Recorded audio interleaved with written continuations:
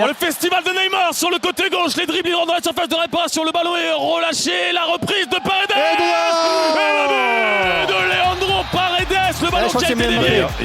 C'est Mbappé qui le dévie, je crois. C'est Mbappé qui l'a dévié, c'est lui en tout cas qui célèbre ce but. Alban Lafont a plongé sur sa droite, le ballon finalement rentre dans les buts et on va peut-être attendre la décision de Monsieur Stinat. Pour l'instant, ça ferait 1-0 pour le Paris Saint-Germain après 2 minutes simplement de jouer ici au Parc des Princes. Il aime ce côté-là en tout cas, s'il est validé ce but-là pour Mbappé qui avait déjà mis 4 buts avec l'équipe de France ici au Parc des Princes face au Kazakhstan qui avait attendu 6 minutes avec l'équipe de France pour marquer. Et bien là, au bout de 2 minutes, il ouvre le score déjà pour le Paris Saint-Germain. Mais on va attendre de voir si ce but va être validé. Oui, A priori, il l'est. Il est validé. A priori, le but est validé. C'est vrai qu'il est sur, il touche le ballon, il est sur la même ligne que le défenseur. Hein, ce but est validé, confirmé. Oh, c'est intéressant, Neymar à l'entrée de la surface de réparation pour Messi.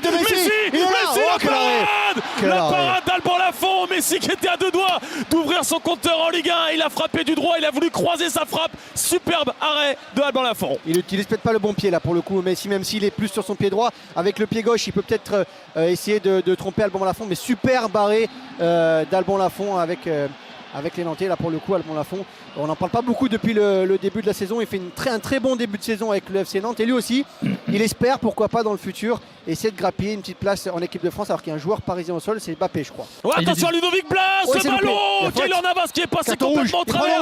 Il va prendre un carton rouge. Keylor Navas, le long ballon des Nantais, de la défense nantaise à destination de Ludovic Blas qui est touché par Keylor Navas, sorti un petit peu aux fraises là, aux champignons à 25 mètres de sa cage et il a touché Ludovic Blas et le gardien costaricien est expulsé. Donnarumma n'est pas là.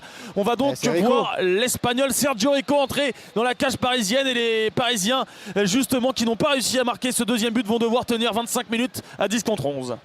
Kerrer est moyen sur ce coup. Mais c'est fou aussi de se dire depuis le début de la deuxième période, on dit attention aux Parisiens, les Nantais ont des espaces, les Nantais se créent des occasions de plus en plus, ont un peu plus le ballon dans cette deuxième période. Et ben voilà, les Parisiens qui n'ont pas réussi à se mettre à l'abri. On le dit juste avant, 5 arrêts de la part d'Alban Lafont qui fait un super match et les Nantais maintenant qui vont être en supériorité numérique pour les 25 dernières minutes de cette rencontre avec Sergio Rico qui n'a pas beaucoup joué depuis le début du championnat, même pas du tout d'ailleurs avec le Paris Saint-Germain. Je suis vraiment très curieux de voir qui va sortir sur le plan offensif pour faire rentrer Rico.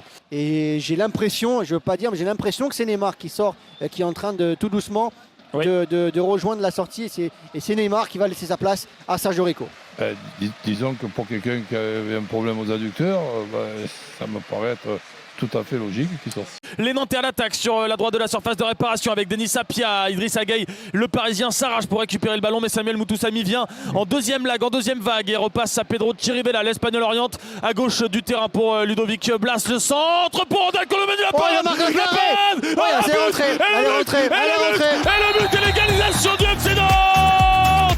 La talonnade de Randal Colomani, d'abord une tête à bout portant, repoussé par Sergio Rico. Il a une deuxième chance, il est de dos au but et il tente la talonnade. Elle est entrée, elle est passée derrière la ligne. La montre de Monsieur Stinat a vibré, même si Sergio Rico l'a repoussé. Ça pendait au nez du Paris Saint-Germain. Le FC Nantes a égalisé un partout, 14 minutes à jouer. Et il y a d'abord des changements justement côté Nantais avec l'entrée de Cyprien et l'entrée de Jebels.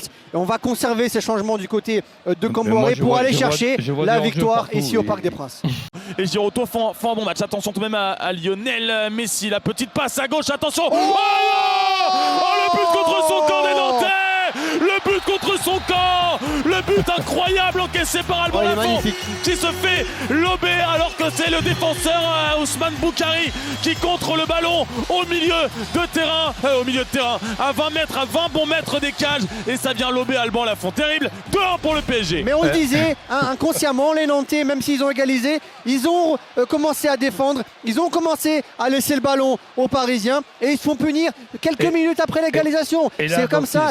C'est pas considéré comme un but de Messi là. Non, parce que là, pour le coup là, le ballon n'est pas du tout cadré, c'est une passe en plus. Alors là, quand même, là les Nantais ne peuvent s'en prendre qu'à eux-mêmes parce qu'ils s'arrêtent de jouer. Ils s'arrêtent de jouer, mais quand même sur ce but, la probabilité que Messi sur sa passe latérale, le ballon finisse au fond des filets est incroyable. Coach, si t'es Pochettino, tu rentres jouer au loto dans la foulée, comment tu fais là? Parce que là, c'est quand même exceptionnel. Là, on est en radio, mais celui-là, je vous le dis, à la fin du match. Je remercie le ciel. Ouais, allez voir ce but quand même. De toute façon, à mon avis, vous pourrez pas y échapper. Enfin, si la Ligue le permet, évidemment. évidemment.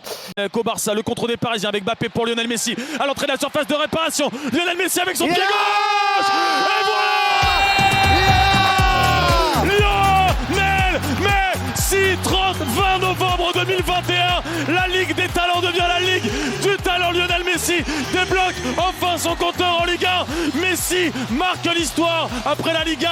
Il vient marquer dans notre championnat et le Paris Saint-Germain mène 3-1 grâce à l'Argentin. Et tout le Parc des Princes est debout et évidemment tous les coéquipiers de Lionel Messi viennent entourer l'Argentin qui enfin, il l'a cherché pendant toute la rencontre. Tous ses coéquipiers ont cherché à le faire briller. On venait de le dire juste avant le but. 102 ballons et sur son 103e ballon, il vient enrouler magistralement ce ballon dans le petit filet d'Alban Lafont. On relance, c'est ce que dit Loïc, ses coéquipiers l'ont cherché tout le match, mais finalement c'est tout seul, à la Messi qui vient marquer son premier but en France. C'est très sympa de la part de ses coéquipiers, mais lui-même aussi, depuis le début du match, c'est un Messi concerné. C'est pas un Messi en grande forme qui est en ce moment, mais un Messi concerné qui veut rapidement la trouver, cette grande forme. Et ça peut être le déclic pour lui-même à titre personnel. Ça peut déjà au niveau de la confiance. Bon, il y a peut-être qu'il va sortir. Il y a quand même ce match de City qui est très important.